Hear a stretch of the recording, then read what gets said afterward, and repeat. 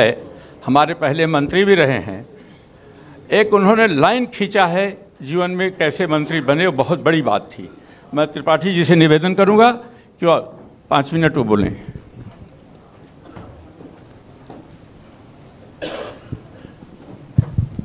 मैं त्रिपाठी जी से निवेदन करूंगा। आज के प्रमुख मेहमान आदरणीय उद्धव जी, आज के कार्यक्रम के संयोजक आदरणीय दुबे जी, मंच पर बैठे आप सभी महानुभाव, भाइयों और बहनों,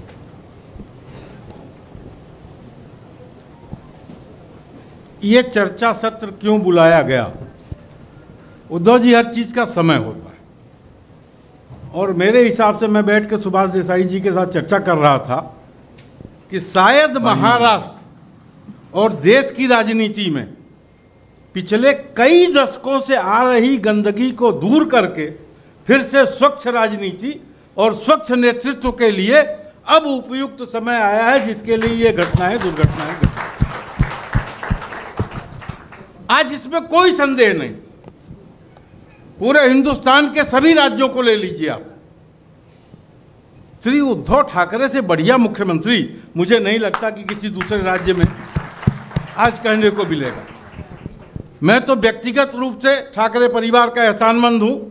मेरे राजनीतिक जीवन की शुरुआत जब मैंने किया तो स्वर्गीय आदरणीय बाला साहब, आदरणीय मां साहब, इनका आशीर्वाद लेके मातोश्वरी से, उसके बाद मैंने नॉमिनेशन फाइल किया था अपना 1980 में, आज से 42 साल पहले की बात। मित्रों, हम राजनीति में क्यों आते हैं? या तो समाज सेवा के लिए आते हैं या समाज को लूटने के लिए आते हैं। मैं केवल 2 मिनट लूंगा आपका। एक आंदोलन के तहत जो आता है वो समाज के लिए कुछ कर गुजरने की प्रक्रिया अपने दिमाग में संजोए हुए, दिल में संजोए हुए तब आता है। हम लोग राजनीति में सक्रिय हुए तो छात्र जीवन में थे।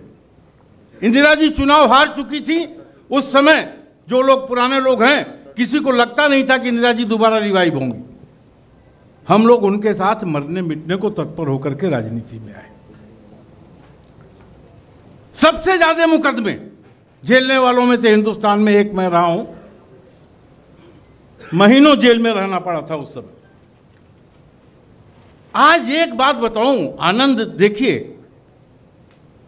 कितने दशकों के बाद, इसमें तो कोई इनकार नहीं कर सकता इस देश का कोई भी नेता कि आदरणीय स्वर्गीय बाला साहब ठाकरे से ज्यादा सत्यवादी और जो दिल में है वही मुंह पे है, ये रखने वाला कोई दूसरा नेता हिंदुस्तान की धरती में नहीं था। और आज उन्हीं के पुत्र श्री उद्धव ठाकरे जी ने ये कीर्तिमान बनाया, उसको फिर से स्थापित किया। राजनेताओं के प्रति जो पूरे समाज में ये हो गया था कि ये झूठे और मक्कार लोग हैं, उसको फिर से गलत ठहराने का काम किसी ने किया तो आदरणीय उद्धव ठाकरे जी ने किया। उद्धव जी, मैं तो यहां तक कहता हूं आपको, ये जो शुरुआत हुई है इस शिवाजी महाराज की धरती ने हमको जन्म भले उत्तर प्रदेश की धरती ने दिया, आधार इस धरती ने हमको दिया। और जिस धरती ने आधार दिया हमारे जीवन को, जीवन समर्पित करके भी हम उसके उपकार से ऋणी नहीं हो सकते।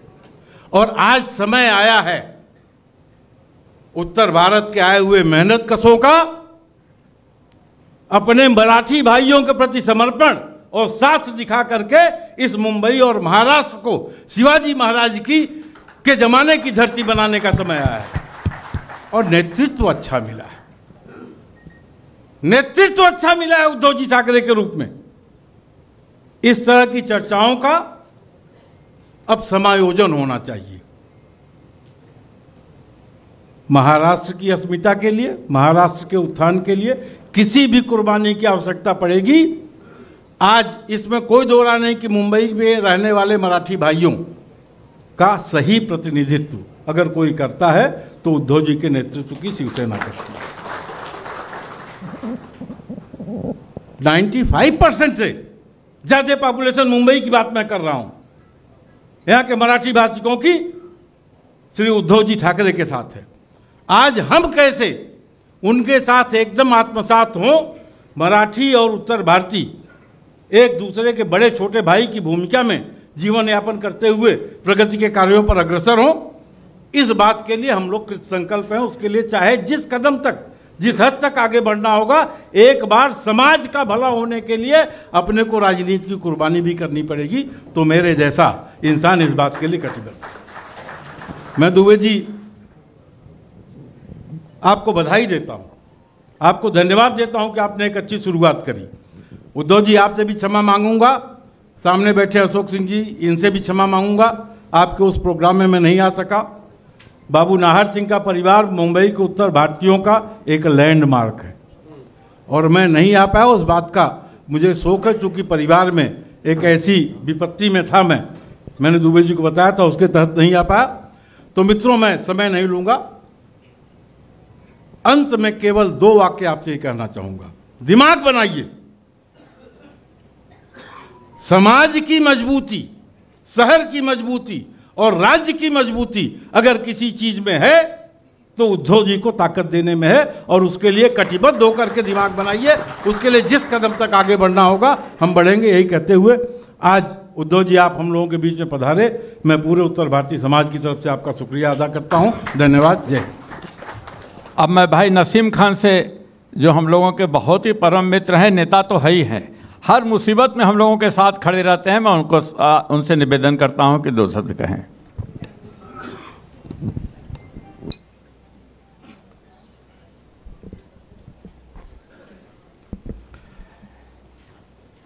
राज्य के पूर्व यशस्वी मुख्यमंत्री, शिवसेना प्रमुख आदरणीय उद्धव जी ठाकरे जी,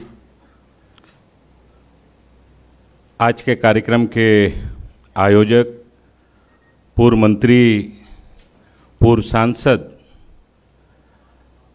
आदरणीय रमेश दुबे जी, पूर्व मंत्री, उत्तर भारतीयों के लिए लड़ाई लड़ने वाले नेता श्री चंद्रकांत त्रिपाठी जी, पूर्व मंत्री श्री अनिल परब जी, श्री रविंद्र वायकर जी, श्री विनायक राउत जी, श्री लटकेताई, राम बकत सिंह जी, पूर्व उप महापौर महाराष्ट्र प्रदेश कांग्रेस के नेता श्री राजेश शर्मा जी, स्टेज पे बैठे हुए सभी, सामने बैठे हुए सभी हमारे समाज के प्रमुख,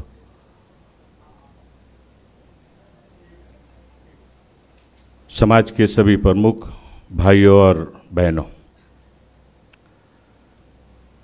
सबसे पहले मैं आप सबको छत्रपति शिवाजी महाराज जयंती के शुभ अवसर पर आप सबको ढेर सारी शुभकामनाएं देना चाहता हूं।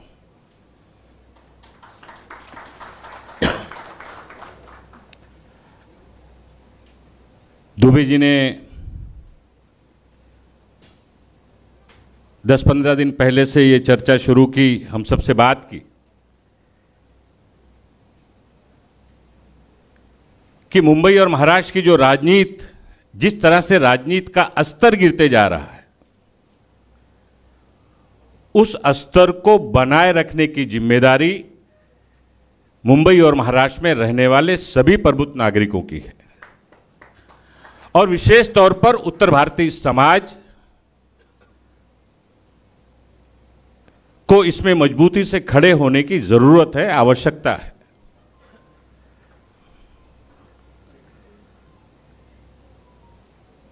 उद्धव जी, उत्तर भारतीय समाज जहां रहता है मजबूती से रहता है। थोड़े दिन पहले, कुछ वर्षों पहले, लोगों ने अलग अलग तरह से भावनाओं के साथ खेलकर समर्थन लेने का काम किया, सत्ता काबिज की, लेकिन हमारे समाज को क्या मिला? बाबाजी का ठुल्लू काय दिला आम्हाला, आमच्या समाजाला? ह्याच्या पूर्वी सरकार होती, इसके पहले सरकार रहती थी महाराष्ट्र में, कांग्रेस पार्टी की सरकार, कांग्रेस के साथ सारे समाज के लोग मजबूती से खड़े रहते थे। कांग्रेस पार्टी ने जब सरकार बने उत्तर भारतीयों का नुमाइंदगी करने के लिए, उत्तर भारतीयों का नेतृत्व करने के लिए कोई ना कोई मंत्री जरूर रहता था। चाहे रामनाथ पांडे जी की शक्ल में हो, रमेश दुबे जी की शक्ल में हो, चंद्रकांत त्रिपाठी जी की शक्ल में हो,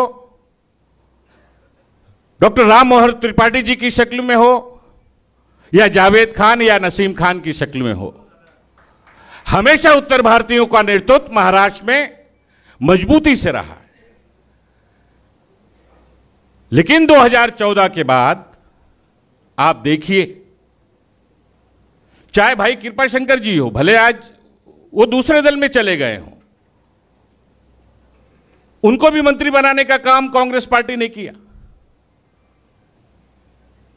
राजन सिंह जी हो, बहुत सारे नाम हैं। स्वर्गीय आर सिंह महापौर, मुंबई के प्रथम नागरिक, कांग्रेस पार्टी ने उनको बनाया। और 2014 के बाद जिस तरह से राजनीतिक स्तर गिरता गया, समाज, खास करके उत्तर भारतीय समाज को एक किनारे लगाने का काम किया गया। अरे उस समाज तो छोड़ दीजिए, शिवसेना जिसके बल पर भारतीय जनता पार्टी ने महाराष्ट्र में हुकूमत की, उस शिवसेना के पीठ में झूला फोड़ने का काम अगर किसी ने किया तो यह सरकार जो आज बैठी है, इस सरकार ने किया। आखिर अब हमारे समाज को भी सोचना होगा, आप सबको सोचना होगा। उद्धव जी ये समाज के जनरल लोग नहीं है। एक एक आदमी 10-10 हजार लोगों का नेतृत्व कर सकता है। ऐसे लोगों को दुबे जी ने यहां पे आज आमंत्रित किया। और इसके बाद महाविकास अघाड़ी की सभा लगेगी आपकी उपस्थिति में, तो हजारों की भीड़ में होंगे। 10 से 20 हजार, 25 हजार की सभा पूरे MMR रीजन में हम लोगों ने लगाने का फैसला किया है। चाहे दहसर हो, दहसर से लेके मुलुंड हो, नई मुंबई हो, पनवेल हो, मीरा रोड हो, वसई हो, सभी जगह पे अलग अलग क्षेत्रों में जाकर इसी तरह से समाज के लोगों के बीच बात करना होगा और उनको जोड़ने का काम करना होगा।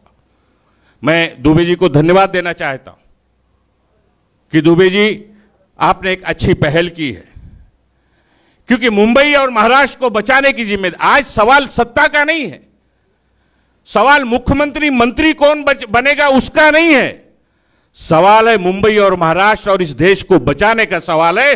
वो लड़ाई लड़ने का काम जिस मर्दानगी के साथ उद्धव ठाकरे जी महाराष्ट्र में कर रहे हैं, मैं उनको धन्यवाद देना चाहता हूं, अभिनंदन करना चाहता हूं। वो तो चाहते हैं, वो तो एक पैर पे खड़े हैं कि उद्धव जी आ जाइए, आ जाइए, लेकिन उद्धव जी ने कहा कि देश को तोड़ने वाली राजनीति हम नहीं करेंगे और हम आपके साथ कभी नहीं रहेंगे, कभी नहीं आएंगे। ये संकल्प लेने का काम उद्धव जी ने किया है और उद्धव जी उसी तरह से, और उद्धव जी ये इलेक्शन कमीशन क्या करता है, बाकी की सेंट्रल एजेंसी क्या करती हैं, इससे कोई फर्क नहीं पड़ने वाला है। जनता आपके साथ है, जनता महाराष्ट्र विकास अघाड़ी के साथ मुंबई और महाराष्ट्र की है। आप देखिए, अगर हिम्मत है तो क्यों नहीं मुंबई की महानगर पालिका का चुनाव करा के देखते, क्यों नहीं मुंबई की महानगर पालिका का चुनाव करा के देखते। देखें, चुनाव कराकर दूध का दूध, पानी का पानी होगा, सारे लोगों की जमानत जब्त होने का काम मुंबई और महाराष्ट्र की जनता करेगी। मैं ज्यादा समय नहीं लेना चाहता। हमारे समाज, आप सबको, समाज के यहां पर आज प्रमुख लोग यहां पे बैठे हैं, अशोक सिंह जी, सारे लोग, मैं कितने लोगों का नाम यहां पर गिनाऊं, सारे लोग दूर दूर से यहां पर आज आए हुए हैं, पूरे मुंबई के प्रमुख लोग यहां पर उपस्थित हैं। मैं आप सबसे विनती करना चाहता हूं कि जो हो गया वो हो गया, लेकिन अब खड़े होइए, एक एक गली में घूमिए, समाज के लोगों को समझाने का काम कीजिए कि भावनाओं से पेट नहीं भरेगा। अब मुंबई और महाराष्ट्र और इस देश की बचाने की लड़ाई जो लोग लड़ रहे हैं, उनके साथ मजबूती से साथ देने का काम करिए। और आने वाले हर चुनाव में ऐसे लोग जो इस देश को और इस महाराष्ट्र को तोड़ने की कोशिश और साजिश कर रहे हैं, उनको मुंह तोड़ जवाब देने का काम आप सबको करना होगा। यही अपील मैं आप सबसे करना चाहता हूं। मैं फिर से आप सबको बहुत बहुत बधाई देते हुए उद्धव जी से भी यही निवेदन करूंगा कि सत्ता आने वाले दिनों में हमारी आपकी साथ में है, लेकिन उस सत्ता में भागीदारी भी हमारे समाज को मिलना चाहिए, ये भी संकल्प आपको लेना होगा, ये मैंने कहना चाहता हूं। वैसे भी हमारे समाज के लोगों को आप खड़े होने की जगह दे दीजिए, सोने की जगह वो खुद ही बना लेंगे, आपको ज्यादा चिंता करने की जरूरत नहीं है।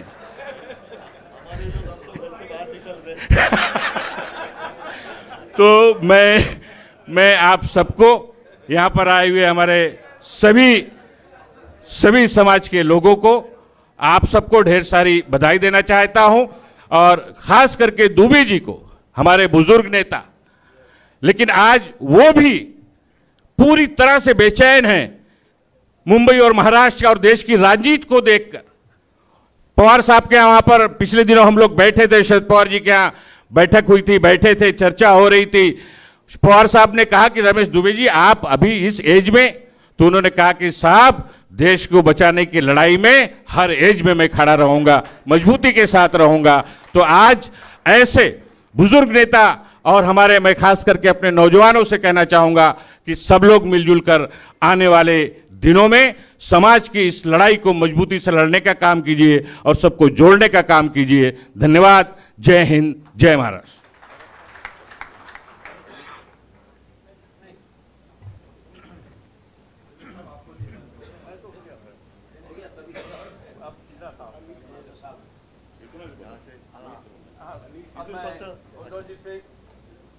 आपसे निवेदन करूंगा कि यहीं से बैठ करके वो हम लोगों का मार्गदर्शन करें।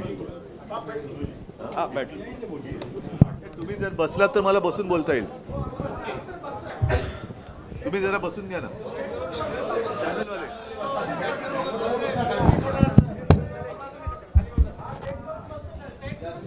बरं सेट कर, तुम्ही पण सेटिंग वाले आहात।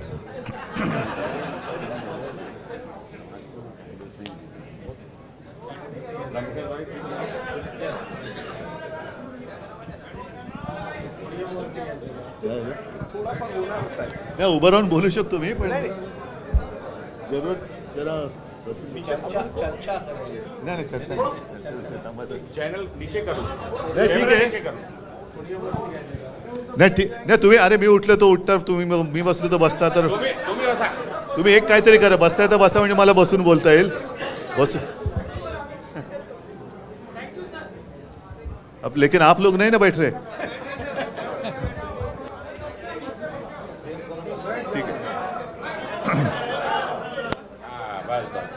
ठीक चल ठीक आहे। थोडं हिंदी आणि मराठीमध्ये बोले ना। मराठी सुरू करा, हिंदीमध्ये कंक्लूड। अब एक ही है हिंदी मराठी। नाही सगळे मराठी तर समजतात। व्यासपीठावरील सर्व उपस्थित मान्यवर आणि जमलेल्या बांधवांनो, भगिनींनो आणि मातांनो, बहुत दिनों के बाद जरा हिंदी की प्रैक्टिस बढ़ा रहा हूँ, क्योंकि जैसे मैं अभी गाड़ी से उतर रहा था तो एक पल मेरे ध्यान में आया नहीं कि व्यक्ति है कौन। शक्ल तो देखी हुई है, पता चला चंद्रकांत जी है। आणि ते एवढ्यासाठी म्हटलं कारण मला आज सुद्धा चंद्रकांत जी आठवतात, ते दाढ़ीवाले। मतलब आप सोचिए कितने सालों के बाद हम मिल रहे हैं। अभी अभी तो लगातार मिल रहे हैं, लेकिन इतने साल बीच में गुजर गए, क्यों गए पता नहीं। दुबे साहब भी बहुत सालों के बाद घर आए, राजेश जी पण तसे सगळे। पहले तो घर पे आना जाना था, बीच में पता नहीं क्यों क्या हुआ, आना ही बंद कर दिया। और अभी आपने जो बात कही कि आने वाले सरकार में हमें भी कुछ चाहिए, अरे आप साथ में रहेंगे तो देंगे ना, मेरे साथ रहेगा ही नहीं तो किसको दे दूं मैं। और पहले भी ऐसे नहीं, मेरे पिताजी ने उस वक्त भी कोशिश की थी, घनश्याम जी थे, अभी चंद्रकांत जी उस वक्त आप आते थे जरूर, राज्यसभा के मेंबर नहीं, चंद्रकांत जी रमेश जी आप आते थे जरूर, लेकिन शिवसेना में नहीं आते थे, घर जरूर आते थे। अभी तो खैर अपना गठबंधन ही हुआ है, महाविकास आघाड़ी। गठबंधन क्यों हुआ, कैसे हुआ, और दुबे साहब मैं आपको धन्यवाद देना चाहता हूँ, क्योंकि जब अपनी तारीख तय हुई थी तब मैंने सोचा नहीं था कि अरे आजचा मुहूर्त हा शिवजयंतीचा मुहूर्त है, एक चांगला मुहूर्त है, शिवजयंतीचा मुहूर्त है। आणि ही तर गोष्ट सत्य है कि छत्रपति शिवाजी महाराज जी का राज्याभिषेक करने के लिए काशी से गागाभट्ट आए थे, तो अपना रिश्ता तो इतना पुराना है, इतना पुराना है. पण तेव्हा माझ्या एक गोष्ट माहिती नव्हतं कि इलेक्शन कमीशन बीच में ही अपना रिजल्ट सुनवा देगी. ठीक है, कल उन्होंने मेरा धनुष्य बाण छीन लिया, अब खुद प्रभु रामचंद्र मेरे साथ आ गए, आप ही ने दिए हैं. तो ऐसे होता रहता है, ये संजोग की बात है या पता नहीं इसके पीछे क्या राज है, लेकिन होता है, कभी कभी ऐसी बातें होती है. और मैंने तो कल रास्ते पे उतरकर चुनौती दी है, जिन लोगों ने मेरा पार्टी का नाम और धनुष्य बाण छीन लिया है उनको मैंने चुनौती दी है कि अगर आप मर्द हो, आप में हिम्मत हो है, तो आप मेरा चुराया हुआ धनुष्य बाण लेकर मेरे सामने आइए, मैं मेरी मशाल लेके सामने आता हूं, देखेंगे क्या होता है. एक बात जरूर कि पिछले 25-30 साल से भी ज्यादा हम और आप एक दूसरे के विरोधी थे, कांग्रेस और राष्ट्रवादी और शिवसेना. उत्तर भारतीय और मराठी नहीं मैं कह रहा हूं, कांग्रेस, राष्ट्रवादी और शिवसेना. तो ऐसी कौन सी बात हो गई कि हम तो हिंदुत्ववादी थे. आज भी मैं कहता हूं मैं हिंदू हूं, मैंने हिंदुत्व कभी छोड़ा नहीं है और ना ही छोड़ूंगा. मैंने तो भाजपा को छोड़ा है, हिंदुत्व को नहीं छोड़ा है.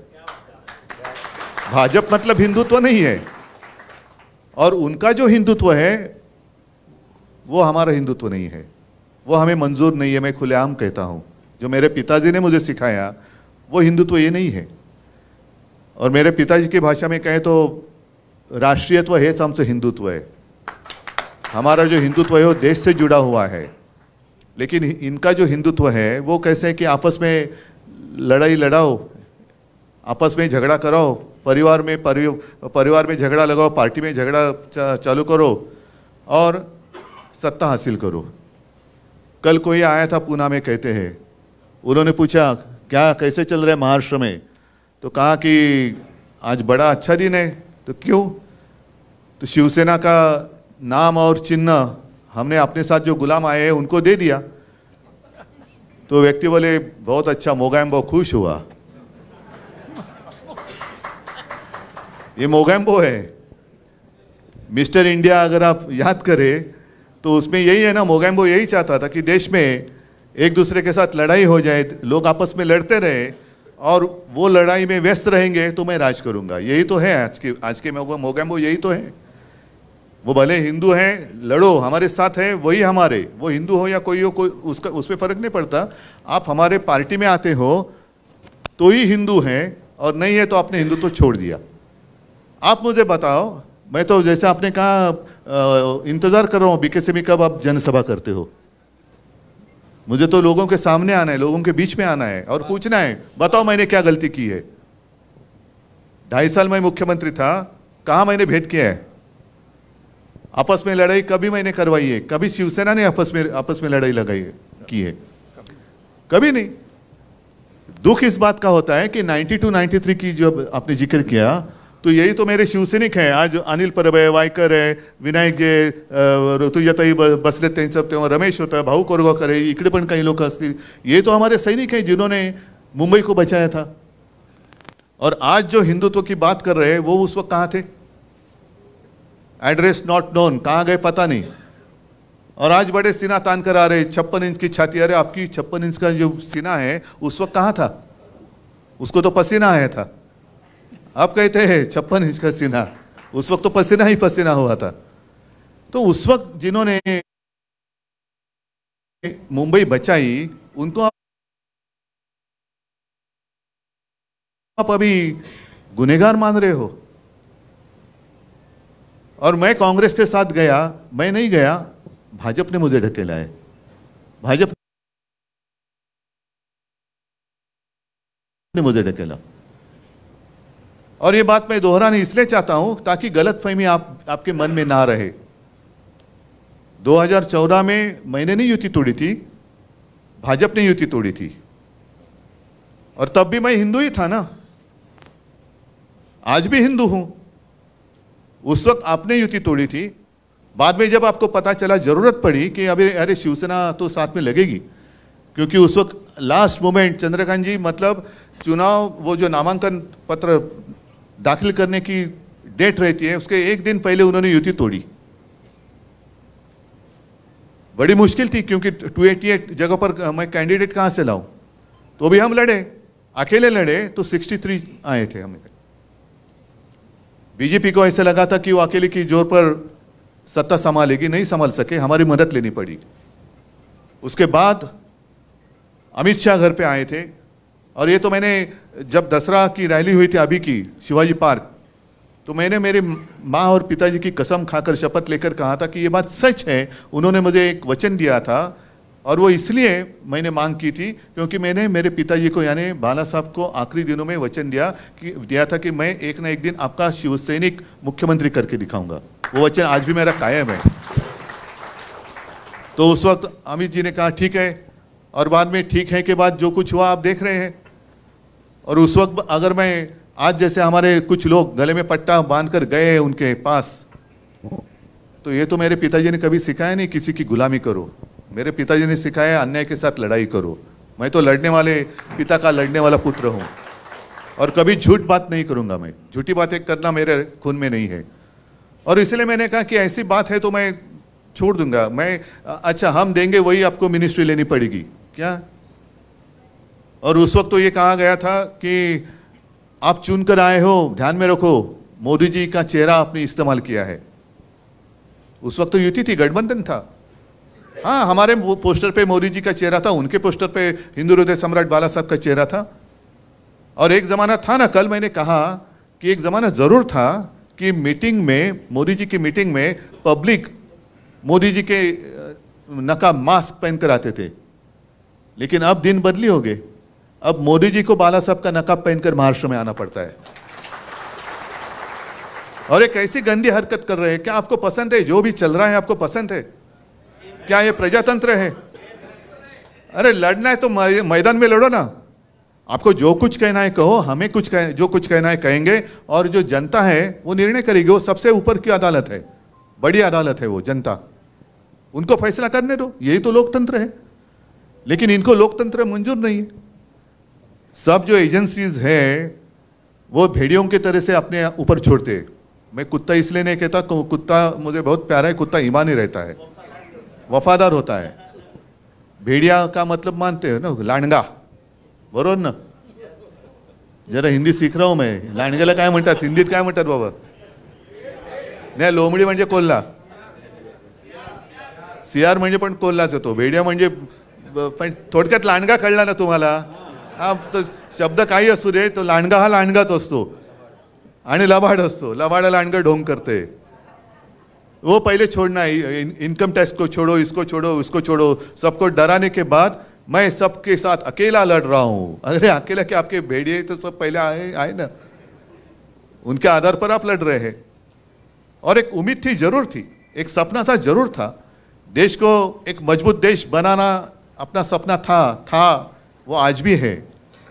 क्योंकि जिनको हमने एक सपना देखकर वहां बिठाया वो खुद बलवान हो गए, लेकिन देश कमजोर हो रहा है। देश कमजोर हो रहा है। मेरा कर्तव्य सिर्फ मुंबई बचाना इतना ही नहीं है, मेरा कर्तव्य महाराष्ट्र बचाना इतना ही नहीं है। मेरा कर्तव्य, मेरा मतलब हम सबका देश को बचाना है। और आज अगर हम जागेंगे नहीं, मेरे पिताजी, ये बात तो प्रमोद महाजन जी ने एक मीटिंग में कही थी, भाषण में कही थी। राजेश जी तेव्हा तुम्ही मला वाटतं भाजपात असणार, सोबत होते, बरोबर ना? कारण प्रमोद जी घरी यायचे, खूप चर्चा व्हायची, गोपीनाथ जी यायचे, तो एक काळ जमाना वेगळा होता, एक खुलापन था। आज सारी चीजें शतरंज का खेल हो गई है। आज कहाँ अपनापन रहा ही नहीं, जो कुछ करना है वो शतरंज हो गए। आपको ये इतना, लेकिन शतरंज में भी कुछ नियम होते हैं। घोड़ा कैसा चलना चाहिए, हाथी कैसे जाना चाहिए, ऊंट कैसे चलना चाहिए, यहाँ तो कोई भी कैसे भी चलता है। तो प्रमोद जी ने कहा था, और ये सच है, वो जमाना था, वो सब अपने हिंदू लोग बिखरे हुए थे।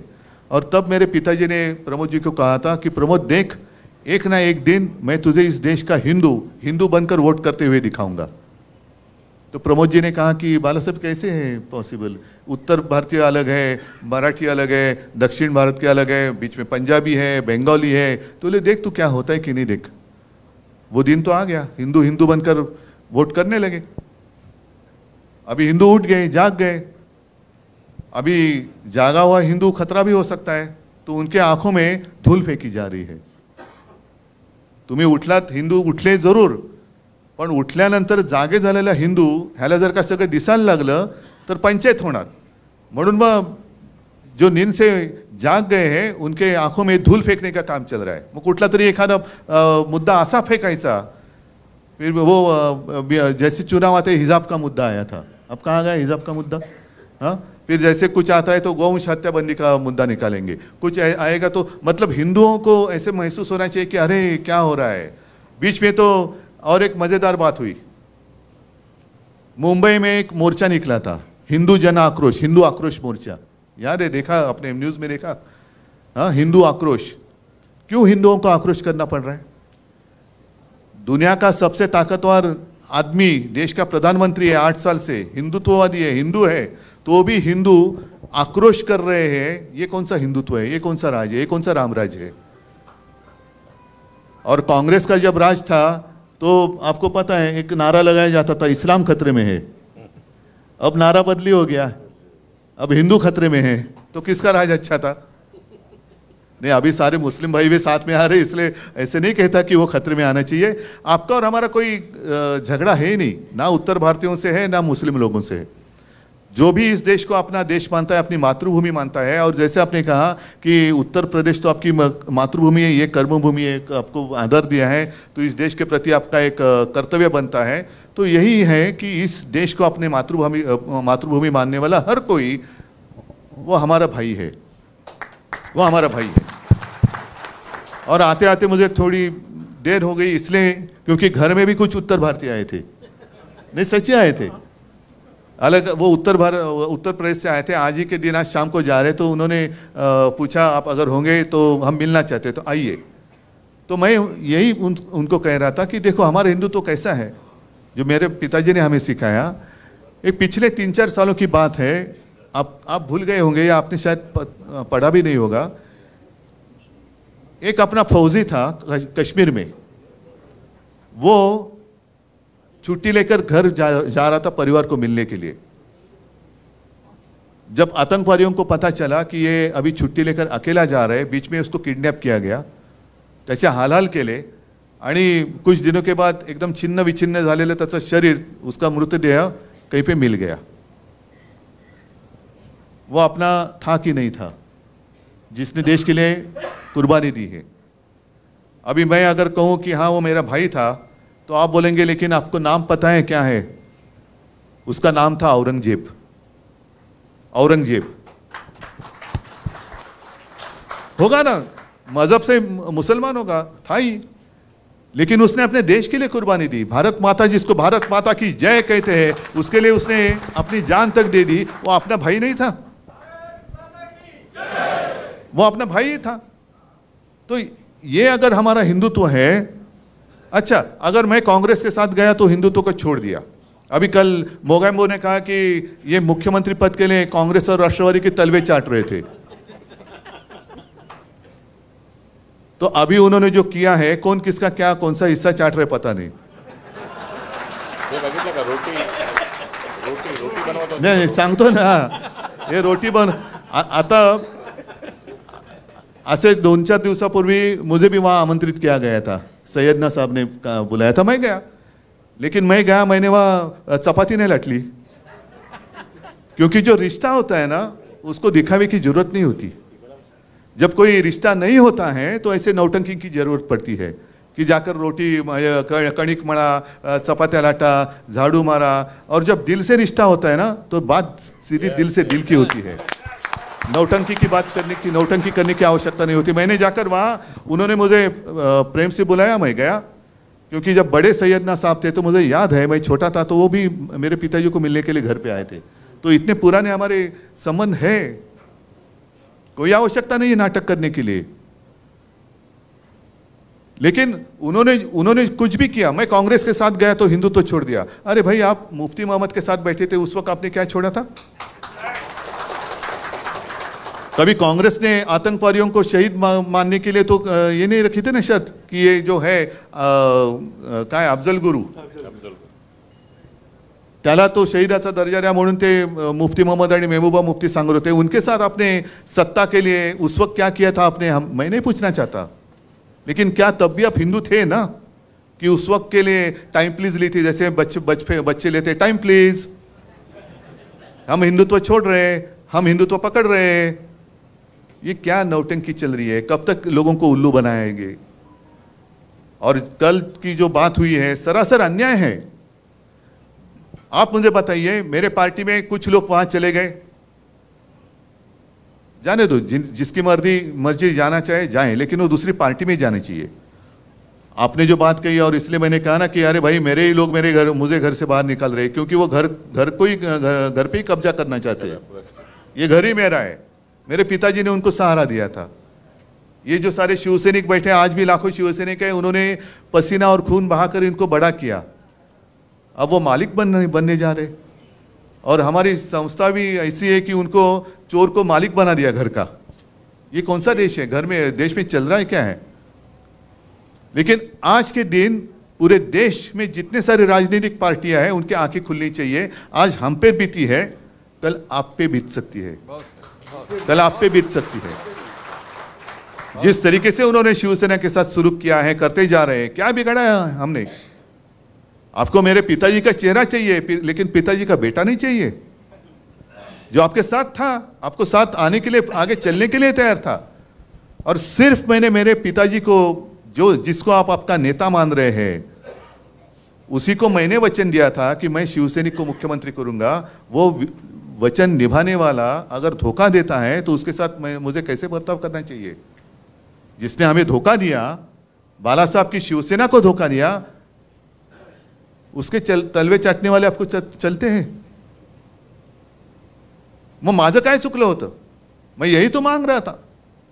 अगर जो बात मैंने उनके सामने रखी थी, चलो 2.5 साल तो मैं मुख्यमंत्री था, हालांकि मैं मुख्यमंत्री बनना नहीं चाहता था, मेरा सपना नहीं था, लेकिन पवार साहब थे, कांग्रेस के अन्य ज्येष्ठ नेता थे, उन्होंने कहा कि उद्धव जी आपको ही करना पड़ेगा, ये स्वीकार करना होगा, अन्यथा ये सरकार बन नहीं सकती। तो मुझे कोई अनुभव नहीं था, मैं बन गया। अगर मेरे साथ जो उन्होंने कमिटमेंट की थी 2.5 साल की, वो अगर निभाते तो अब पहले 2.5 साल या बाद में 2.5 साल, या तो उनका या तो शिवसेना का मुख्यमंत्री होकर चला गया होता, और आज ऑफिशियली उनका मुख्यमंत्री शायद होता, या पहले हो जाता था। क्या फर्क पड़ता था? दिन तो उड़ जाते हैं। लेकिन कभी कभी ऐसे लगता है कि जो भी कुछ होता है अच्छे के लिए होता है। जो कल भी चुनाव आयोग ने फैसला दिया, अच्छे के लिए हो रहा है, क्योंकि लोगों के दिल में आग लगी है। अभी आग लगी कि ये कैसा अन्याय है। नाम ठीक है, मेरे पार्टी को 2 नाम दिए गए, 2 गुट उन्होंने मान लिए। कभी आज तक ऐसे हुआ नहीं है।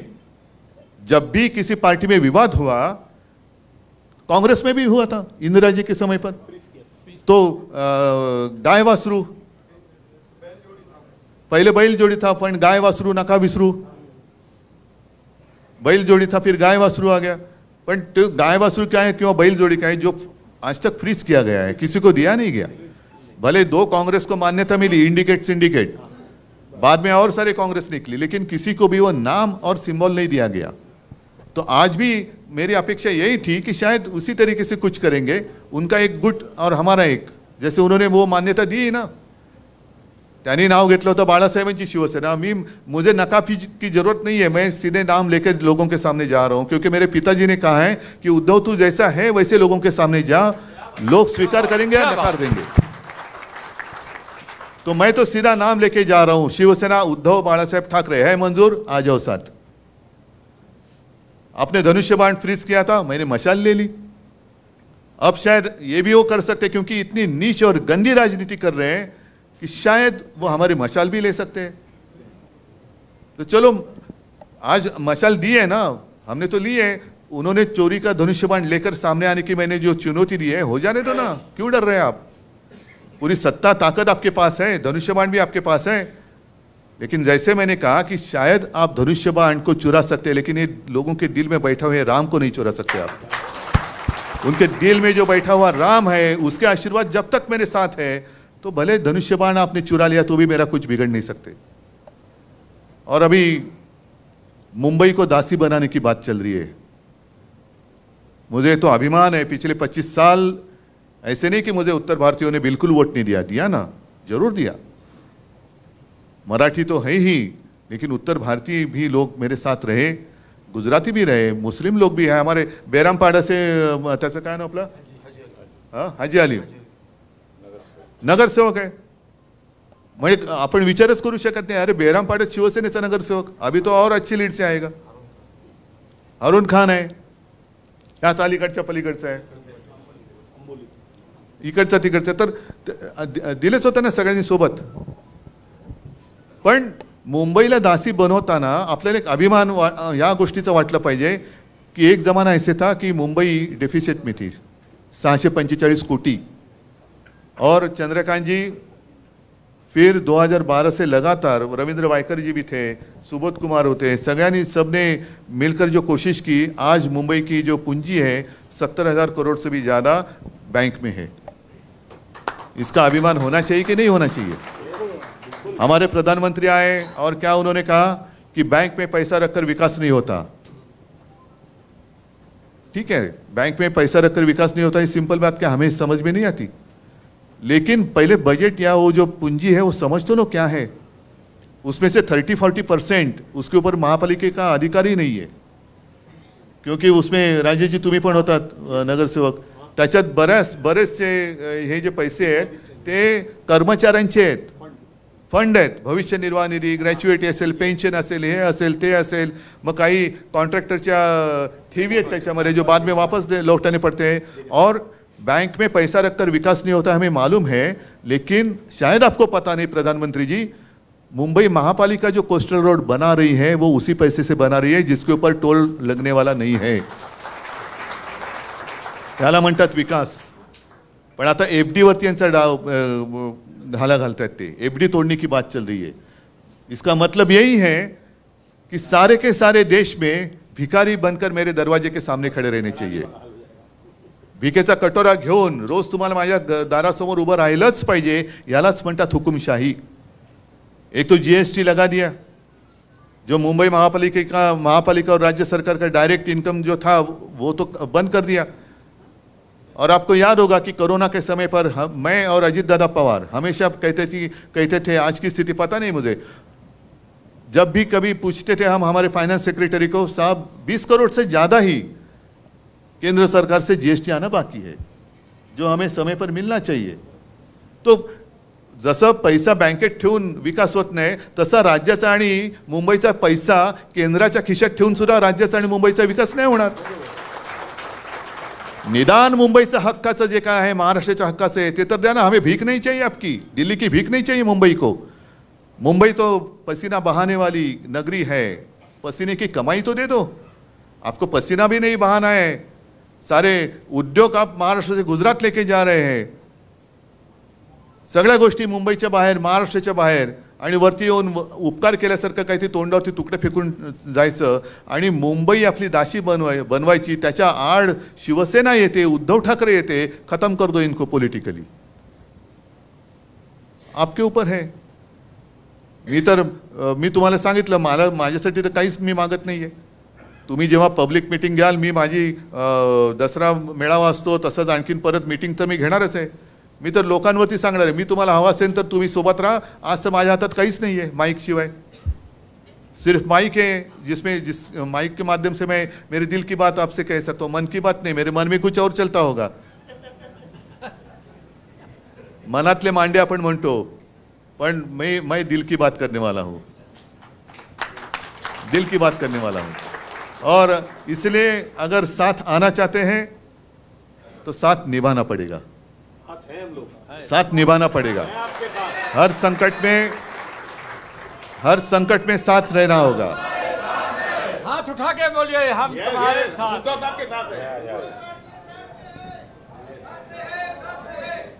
नहीं, और इसलिए आपने जो कोरोना की बात सच है। थोड़ी सी वो एक याद कोविड की बात करूं, अभी शायद कितने तारीख को लॉकडाउन हुआ था? 23 से 24, 22 उसके शायद उसके एक वीक पहले से मैं चीफ मिनिस्टर था, मैंने ऐसे ऐसे कुछ चीज़ें बंद करना शुरुआत की थी। कुछ चीज़ें मतलब पब्लिक प्लेसेस, मॉल बंद करो, नाट्यगृह बंद करा, सिनेमा हॉल बंद करा, रेस्टोरेंट। लोगों को एक आदत होनी चाहिए, एकदम झटका नहीं लगना चाहिए। और उस वक्त मैं लगातार केंद्र के साथ कांटेक्ट में था कि मैंने उनको कहा कि कुछ यहाँ बाहर से जो लोग आए हुए, उत्तर भारत से है या कहीं से भी है, वो घर लौटना चाहते हैं। उनको घर लौटने के लिए मुझे ट्रेन्स दे दो, मैं पैसे देने के लिए तैयार हूँ, लेकिन उनको अगर वो घर जाना चाहते हैं तो घर जाने दीजिए। क्योंकि एक मानसिकता होती है, कुछ भी होता है तो अरे घर चलो भाई, घर चलो भाई, अरे घर चलो क्यों, यहाँ नहीं घर जाएंगे। तो ठीक है ना, घर जाना चाहते हैं तो घर जाने। तो मुझे कहा गया कि नहीं उद्धव जी अभी कैसे, अभी तो मुश्किल है। फिर लॉकडाउन हो गया। लॉकडाउन होने के बाद मैंने उस वक्त भी कहा था कि देखो लॉ एंड ऑर्डर की सिचुएशन खराब हो सकती है। लोगों को ज़्यादा समय तक मैं, ये कोई इमरजेंसी नहीं है कि लॉक करके, लॉकडाउन मतलब घर का दरवाज़ा लॉक करके उनको अंदर बंदी बनाई जाए, ऐसे नहीं है। तो नहीं अभी नहीं।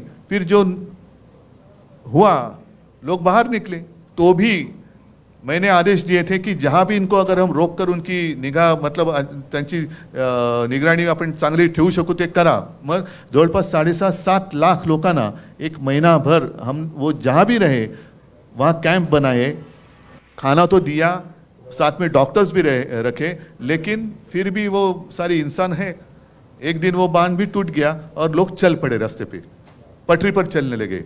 1-2 लोग तो ट्रेन के नीचे ऐसे कुछ बेचारे, उनकी जान भी गई।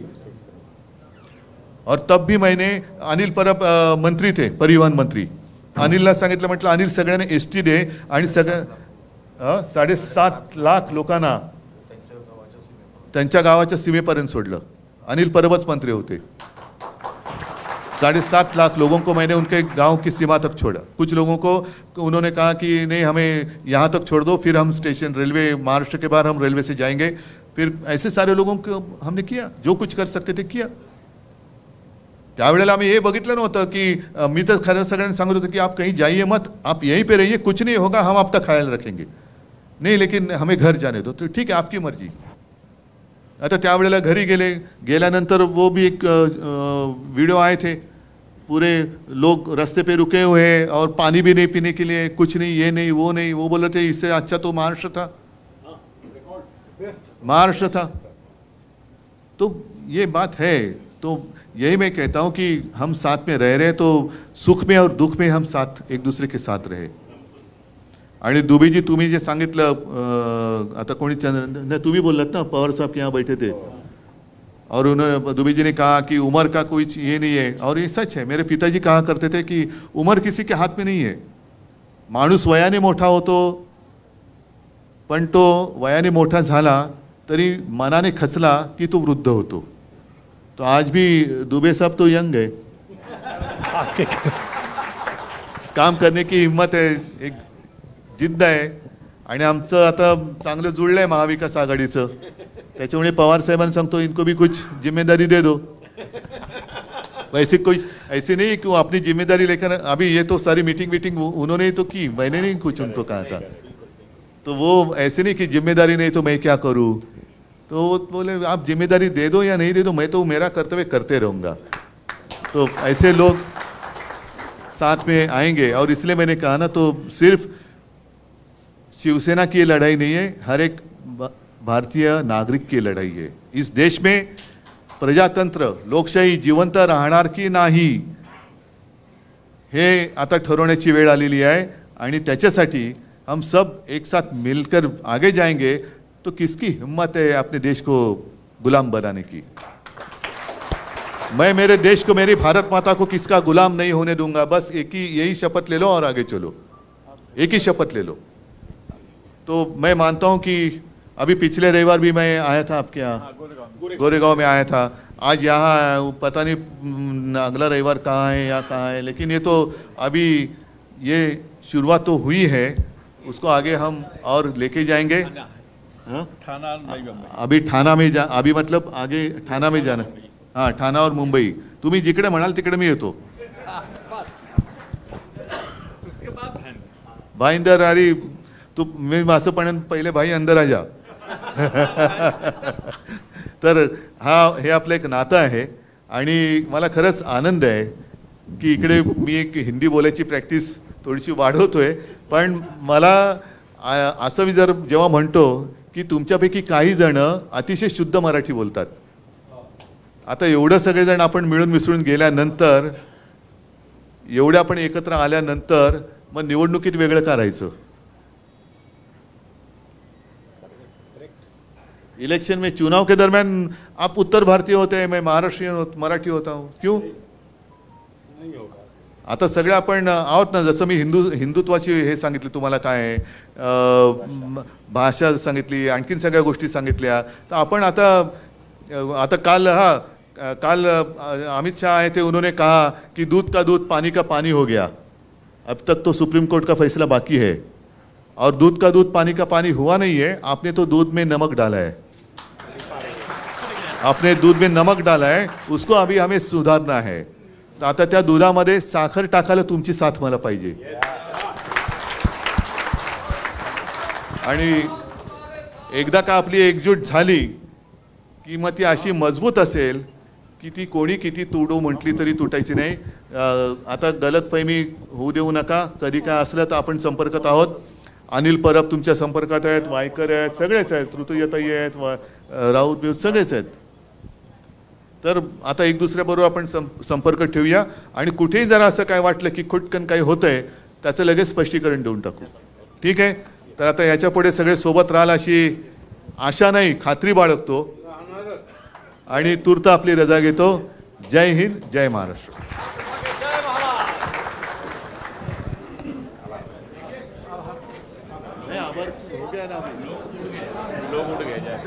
आप एक मिनट